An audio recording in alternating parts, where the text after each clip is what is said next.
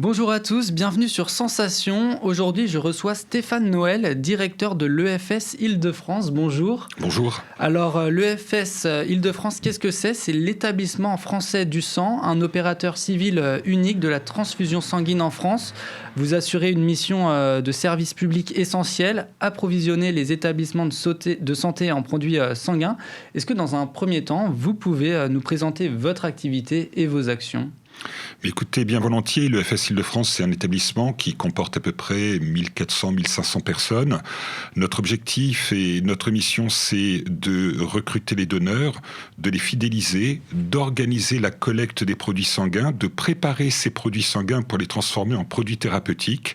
Et on va jusqu'à la délivrance de ces produits dans la plupart des hôpitaux qui les consomment, avec au préalable des analyses de biologie qui nous permettent de vérifier la compatibilité entre les besoins du patient et les produits que nous avons en stock. Donc c'est une mission qui est très complète, c'est ce qu'on appelle la chaîne transfusionnelle. Et à côté de cette chaîne transfusionnelle, nous avons des activités moins connues mais tout aussi essentielles au service des patients.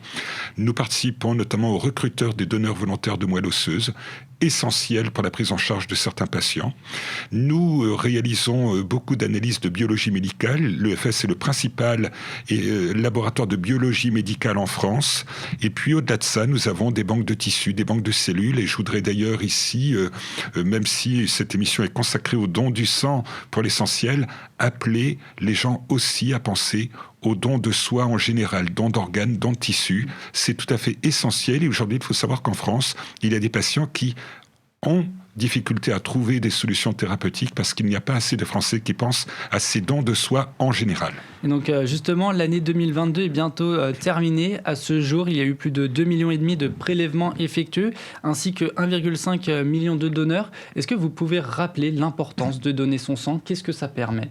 Mais écoutez, donner son sang est tout à fait essentiel. Vous l'avez dit, vous avez rappelé des chiffres importants. Il faut savoir que l'EFS en France permet de prendre en charge à peu près 1 million de patients tous les ans. 500 000 grâce aux médicaments dérivés du sang, et on y reviendra tout à l'heure, c'est lié à la collecte de plasma. Et 500 000 avec ce qu'on appelle les produits sanguins labiles. Les produits sanguins labiles, ce sont des produits qui sont directement prélevés par l'établissement, transformés, mis à disposition par nous auprès des établissements de santé. Ce sont des produits avec une péremption très courte, 7 jours pour les plaquettes, 42 jours pour les concentrés de globules rouges, 1 an pour le plasma, et tout ça, ça répond à des conditions de conservation très différentes entre les produits, d'où des conditions de péremption qui sont également très différentes.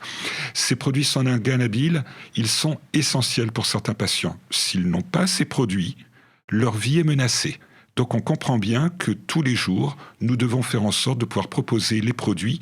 Et quand je dis les produits, ce sont les bons produits parce qu'il faut avoir les produits en quantité suffisante, mais également en qualité suffisante. Et quand je parle de qualité suffisante, c'est-à-dire que tous les jours, nous devons offrir à chaque patient le produit dont il a besoin.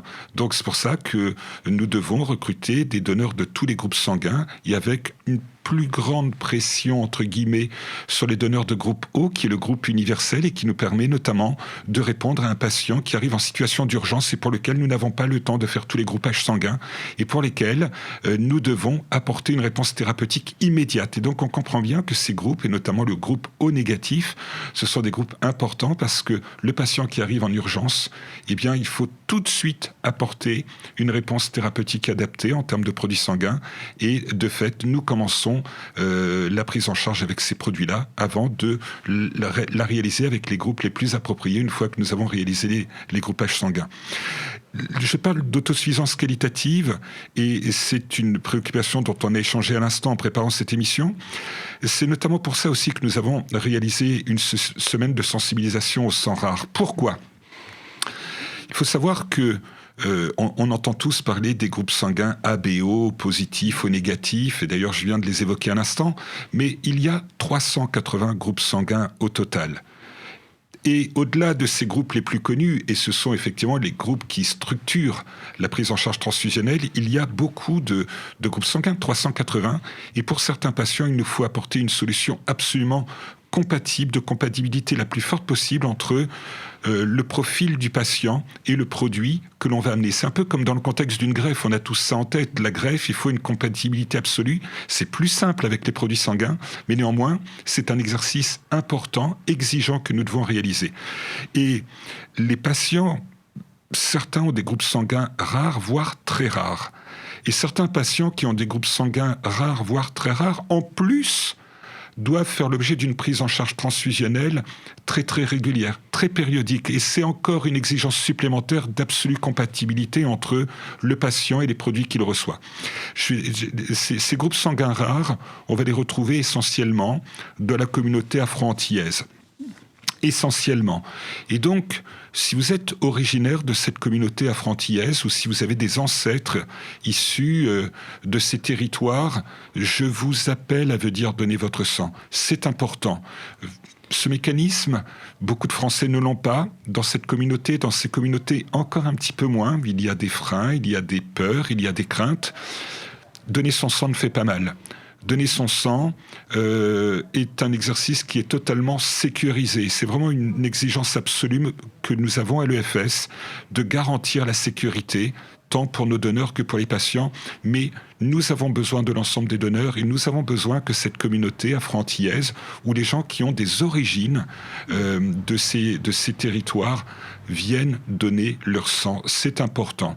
Et je vais donner un exemple qui va vraiment permettre de faire comprendre pourquoi c'est important.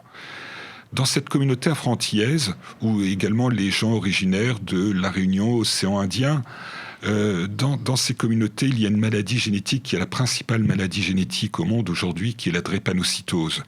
Maladie très peu connue, et pour autant cette maladie impacte beaucoup de personnes de ces territoires, et pour certains patients, la prise en charge transfusionnelle est quasiment la seule solution qui s'offre à eux pour avoir une vie avec suffisamment de confort, pour être maintenus en vie, sans échanges érythrocytaires périodiques, c'est-à-dire sans un renouvellement périodique de leur masse sanguine, ces patients ne pourraient pas vivre. Et certains patients, nous les voyons revenir chez nous toutes les 4-6 semaines, et à chaque fois, il faut de nombreux produits pour contribuer au renouvellement de leur masse sanguine. Et donc, il est essentiel que pour ces patients, comme pour tous les patients d'ailleurs, nous puissions apporter une réponse appropriée. C'est pour ça vraiment que j'appelle une nouvelle fois les gens qui nous écoutent. Et quand je dis les gens qui nous écoutent, c'est à la fois ceux qui donnent déjà leur sang, mais aussi ceux qui ne le donnent pas encore pour venir nous voir. Et votre radio est orientée vers les jeunes.